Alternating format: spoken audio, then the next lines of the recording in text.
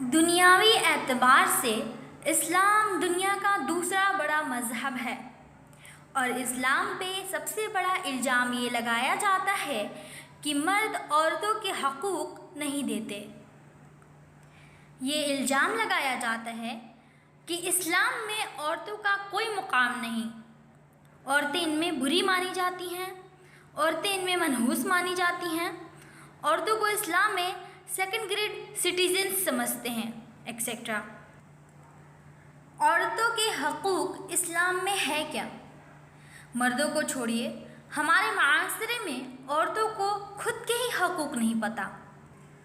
آج کے معاشرے میں لوگ عورتوں کو مرد کے برابر کے حق کا مانگ کر رہے ہیں، پر انہیں کیا پتہ کہ اسلام نے عورت اور مرد کا درجہ برابر رکھا ہے، لیکن ہو بہو نہیں، یکساں نہیں، کیونکہ عورت مرد سے جسمانی طور پہ، روحانی طور پہ اور ذہنی طور پہ الگ ہوتی ہیں۔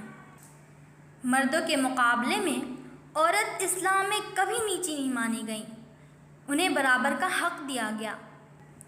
اسلام تب آ کر عورتوں کے حقوق بتایا جب شوہروں کے مر جانے پر ان کی بیویوں کو بھی مار دیا جاتا تھا، جب بیٹیاں ہونے پر انہیں زندہ زمین میں دفنا دیا جاتا تھا، جب عورتوں کو صرف غلام مانا جاتا تھا اور جب عورتوں کے جسم سے سب کو مطلب ہوتا تھا۔ تو اب ہم جانیں گے کہ اسلام میں عورتوں کا حقوق کیا ہے۔ ہم حقوق کو 6 حصوں میں بانٹ دیتے ہیں: اسپریچول اور مذہبی حقوق، اکنامیکل حقوق، سوشل اور معاشی حقوق، ایجوکیشنل اور تعلیمی حقوق، لیگل اور قانونی حقوق، پولیٹیکل اور سیاسی حقوق۔ تو ہم دیکھتے ہیں کہ اسلام میں عورتوں کے اسپریچول رائٹس اور مذہبی حقوق کیا ہیں۔ سورہ نساء سورہ نمبر 4 آیت نمبر 124 میں ہے کہ اللہ تعالیٰ فرماتے ہیں کہ تم میں سے مرد ہو یا عورت، دونوں جو بھی نیک عمل کریں گے اور ایمان رکھیں گے جنت میں جائیں گے۔ یہ آیا ایکوالٹی بتاتا ہے مرد اور عورت کے بیچ۔ پھر یہ ہے کہ اللہ تعالیٰ نے نماز، روزہ، زکوٰۃ اور حج پورے مسلمانوں پہ فرض کیے، چاہے وہ مرد ہو یا عورت، اور اس کا بدلہ دونوں کے لیے برابر رکھا، نہ کم نہ زیادہ۔ Economical rights. اسلام میں عورت اپنے مال خرید سکتی ہے، بیچ سکتی ہے، اپنی پراپرٹی خود بنا سکتی ہے، بزنس کر سکتی ہے۔ اس کی بہت بڑی مثال خدیجہ رضی اللہ عنہا ہے۔ اسلام نے آج سے 1500 سال پہلے حق دیا کہ عورت اپنے بزنس کی مالک ہو سکتی ہیں۔ خدیجہ رضی اللہ عنہا وہ اپنے بزنس کی مالک تھیں اور محمد صلی اللہ علیہ وسلم ان کے بزنس کو چلاتے تھے۔ ریفرنس: الرحیق المختوم، پیج نمبر 90 اور 91۔ لیکن برٹن میں 1870 میں انہوں نے حق دیا اپنی عورتوں کو کہ وہ پراپرٹی خرید یا بیچ سکتی ہیں۔ Reference: citizenship in Britain, a history, Edinburgh university, page number 107۔ اللہ تعالیٰ فرماتے ہیں سورہ نساء آیت نمبر 24 سورہ نمبر 4 میں کہ تم نکاح کرو تو اپنی عورتوں کو مہر دو۔ اس سے بھی اسلام عورتوں کو فائنینشیلی مضبوط کرتا ہے۔ اللہ تعالیٰ فرماتے ہیں سورہ الاحزاب آیت نمبر 44 سورہ نمبر 33، اگر طلاق دو تو حسن سلوک کرو اور کچھ دو۔ ان ساری آیتوں سے پتہ چلتا ہے کہ اسلام نے عورتوں کو مکمل اکنامیکل رائٹس دیے ہیں۔ عورتوں کے سوشل اور معاشی حقوق۔ عورتوں کے 4 کردار ہیں: ماں، بیٹی، بیوی اور بہن۔ اگر عورت بیٹی ہے تو مسند احمد حدیث نمبر 9040 میں محمد صلی اللہ علیہ وسلم نے کہا کہ تو اس شخص کو خوشخبری دے دو اگر اس کے پاس 3 بیٹیاں ہوں، اچھی تعلیم دے، تربیت دے اور نکاح کر دے تو جنت میں میرے ساتھ ہوگا۔ لوگوں نے پوچھا کہ 2 کے حوالے سے؟ محمد صلی اللہ علیہ وسلم نے کہا اس کے ساتھ بھی وہی۔ پھر لوگوں نے پوچھا 1 ہو تو انہوں نے کہا اس کے ساتھ بھی وہی۔ بیٹیوں کا قتل اسلام میں حرام ہے۔ سورہ التکویر سورہ نمبر 81 آیت نمبر 8 اور 9 میں ہے کہ اس بچے سے جس کو مار دیا گیا، زندہ دفنا دیا گیا، اس سے اللہ تعالیٰ سوال کریں گے کہ تجھے کس جرم میں مارا گیا۔ بیٹی ہونے کے ناطے یہاں اس کی پیدائش کو بھی محفوظ کیا گیا ہے۔ محمد صلی اللہ علیہ وسلم کو اپنی بیٹیاں بہت پسند تھیں، ان کا تعلق اپنی نواسیوں سے بھی بہترین تھا۔ اس سے پتہ چلتا ہے کہ اسلام میں بیٹیوں کا بڑا مقام ہے۔ اگر عورت بیوی ہے تو کیا؟ سورہ نساء سورہ نمبر 4 آیت نمبر 24 میں ہے کہ اگر تم نکاح کرو تو مہر دو۔ بیوی ہے تو اس کے مہر کا حق ہے۔ جامعہ ترمذی حدیث نمبر 1162 میں ہے کہ محمد صلی اللہ علیہ وسلم نے فرمایا کہ تم میں سے سب سے بہترین وہ ہے جو اپنی بیویوں کے ساتھ بہتر ہو، اور میں تم میں سے سب سے بہتر ہوں۔ اس حدیث کے ذریعے پتہ چلتا ہے کہ بیویوں کا مقام اور درجہ کیا ہے۔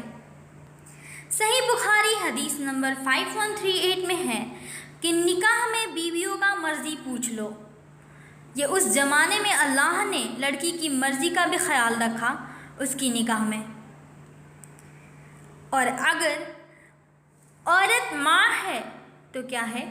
صحیح بخاری حدیث نمبر 5971 میں ہے کہ محمد صلی اللہ علیہ وسلم کے پاس ایک شخص آیا اور بولا، اے اللہ کے رسول، میری خدمت کا مستحق کون ہے؟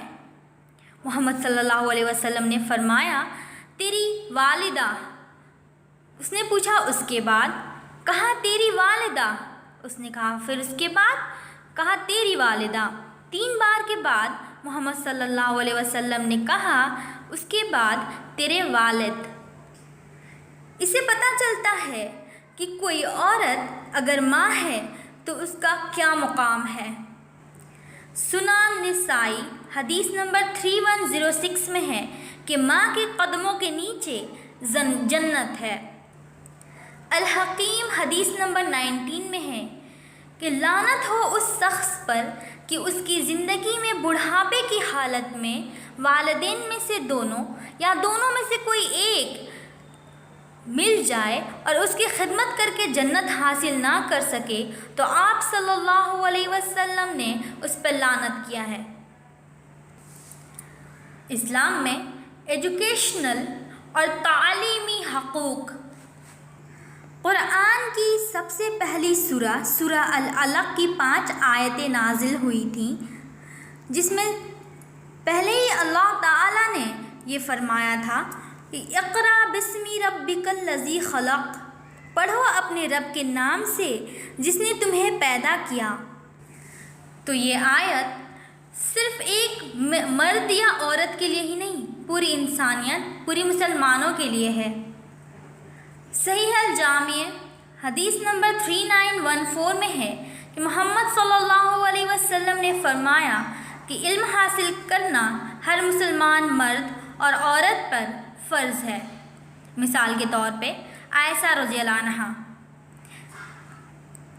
الاصابہ تمیزی الصحابہ رضی اللہ عنہا پیج نمبر 281 سے 283 میں ہے کہ بہت سارے صحابہ جب کچھ مسائل میں پیچیدہ پھنس جاتے تو عائشہ رضی اللہ عنہا کے پاس آ کر کہتے کہ اس مسئلے میں آپ کی کیا رائے ہے۔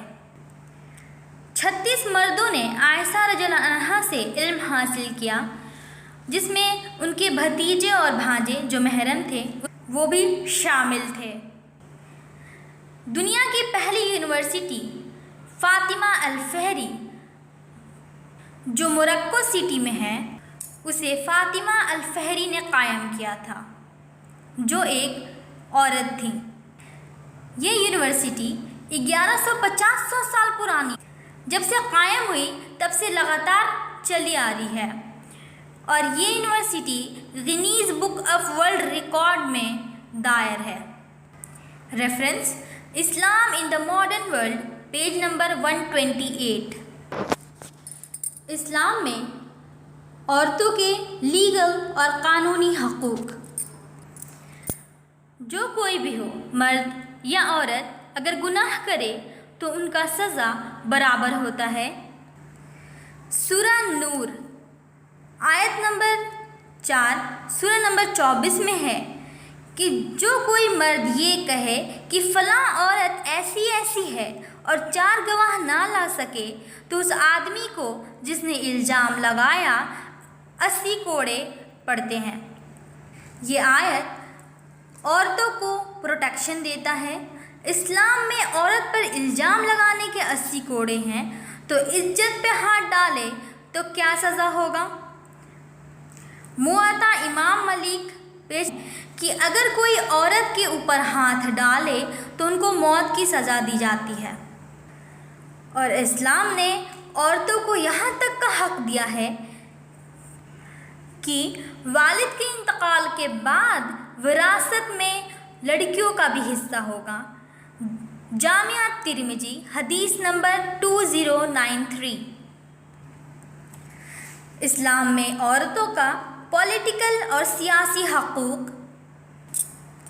ایک بار عمر خطاب رضی اللہ عنہ کھڑے ہوئے اور کہا، میں چاہتا ہوں کہ مہر کی رقم طے کر دی جائے، سب کے لیے ایک ہی، تاکہ کسی کو مہر دینے میں پریشانی نہ ہو۔ ایک عورت کھڑی ہوئی اور بولی، جس کا فیصلہ اللہ نے کیا ہے تو آپ کون ہوتے ہیں بدلنے والے؟ خطاب اپنی بات واپس لیتے ہیں اور غلط فیل کرتے ہیں۔ اس وقت عمر خطاب رضی اللہ عنہ 30 ملکوں کے مالک اور ایک صحابہ تھے۔ امریکہ میں تو 1976 میں الاؤ کیا گیا کہ وہاں کی عورتیں فوج میں جا سکتی ہیں، لیکن اسلام آج سے 1500 سال پہلے یہ حق دیتا ہے کہ عورتیں ملٹری یا جنگوں میں شامل ہو سکتی ہیں۔ صحیح بخاری حدیث نمبر 2881۔ تو ہم التجا کرتے ہیں کہ اگر آپ مرد ہیں تو اپنی عورتوں کو اس کے حق دیں، اور اگر آپ عورت ہو تو اپنے حق کو جانیں، اس کا فائدہ اٹھائیں، علم حاصل کریں اور اپنی آنے والی نسلوں کی پرورش بہترین طریقے سے کریں۔ وآخر دعوانا الحمدللہ۔